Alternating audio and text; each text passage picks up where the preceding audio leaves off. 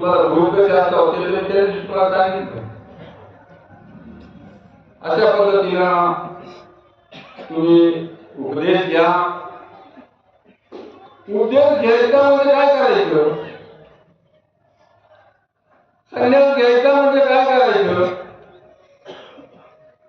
मग हिस्सा म्हणते 30 रुपयाचा तुम्ही समजा म्हणते जिथे बाबा मला संन्यास द्या. स्वामी सांगतात युद्ध करून जाऊया मग देऊ. युद्ध करून आल्यावर ती परत आठवण करून देते, बाई गळ्यावर पाण्यात जाऊन पाण्यात डुबकी मारून हम संन्यास हम संन्यास हम संन्यास असं म्हणून संन्यास होत नाही. काम क्रोध मद मत्सर दंभ अहंकाराचा त्याग तो संन्यास की बाई. हे झालं संन्यासाचं. आता हे उपदेशाचं. उपदेश काही घेतात, काही पुन्हा अन्य भक्तीला लागतात. उपदेश घेण्यावर काय, उपदेश हा घेतल्यानंतर अन्य देवतांची भक्ती बंद केली पाहिजे. त्याच्यावर स्वामी सांगतात, बाई बिडारावरी काय बिडार असेल, तुमच्या मनात जर एक बिडार असेल ते हे दुसरं बिडार ब्रह्मविद्या शास्त्राचं कसं महत्व असेल, पहिलं काढून टाकावं लागेल तेव्हा याच्यात घुसेल. आणि दूध मध्ये माऊस सोडू शिकार असत्य आणि संबंध या सप्त रचनांचा त्याग करायचे. फक्त दूध जुगार खेळणं, मद्य दारू पिणं, चोरी, असत्य खोटं बोलणं आणि हिंसा आणि पती पत्नी सोडून इतर संबंध, बस एवढंच आहे. आता माझ्या माता बहिणींच्या बाबतीत तर सगळेच आहे ना, सगळेच व्यसनाचा तुम्ही त्याग करता ना, मग उपदेश घ्यायला का हरकतच नाही ना. आणि बंधूंच्या बाबतीत काय, कोण जातं जुगार खेळायला, कोण दारू पितं, कोण चोरी करतं, आपण तर त्याग करतो नाही याचा. मग उपदेश उपदेश घेतला. उपदेश म्हणजे ईश्वराचं नाम घेतलं पाहिजे. नाम घेतलं का ईश्वराला कळव नक्की येणार आणि तो त्यांना पुढच्या पायरीवर करायला नक्की लावणार. म्हणून उपदेश घेणं हे खूप गरजेचं आहे. आता मी तुम्हाला त्या दिवशी अन्नदानाचं महत्व सर्व सांगितलं. याच्यात एक सांगतो अजून, कुरुक्षेत्रावर युद्ध चालू होतं, कर्णधारातून ती पडला होता. आता ते बाकी तुम्हाला सगळं माहिती आहे.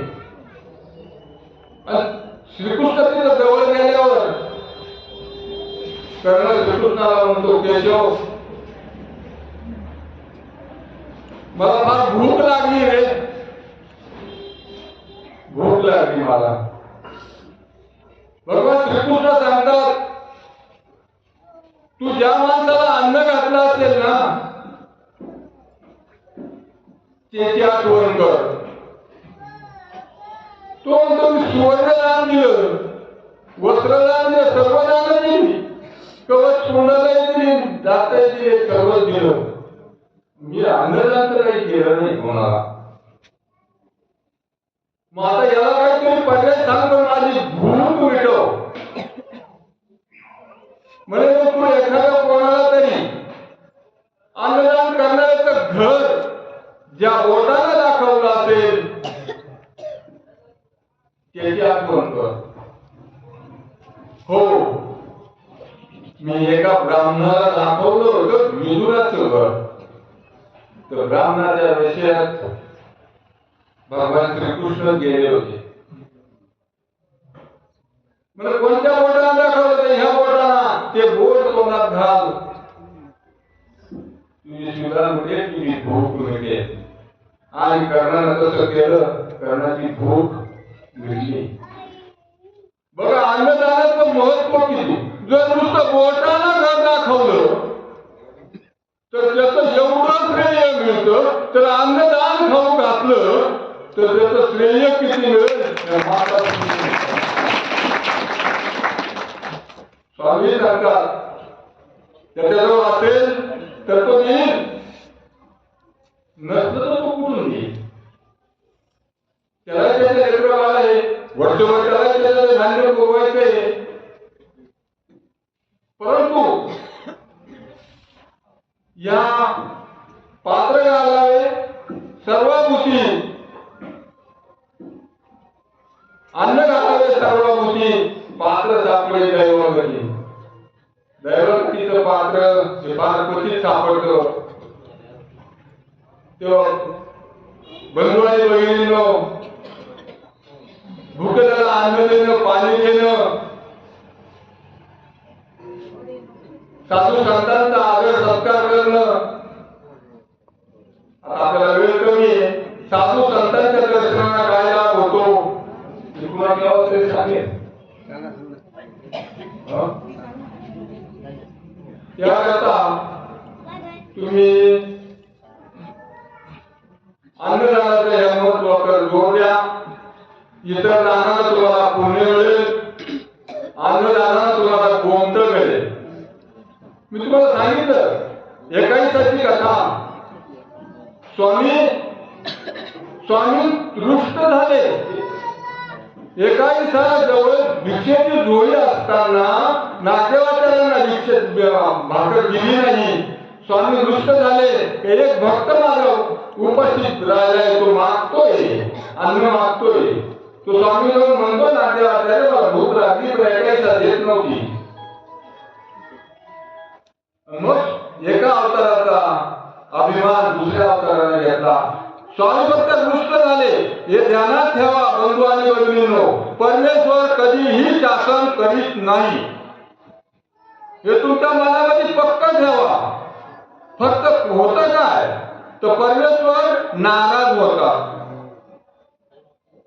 रुष्ट होतात, नाराज होतात. आणि नाराज झाल्यानंतर चैतन्य महादेवता त्या स्वामींना नाराज झालेलं पाहू शकत नाही.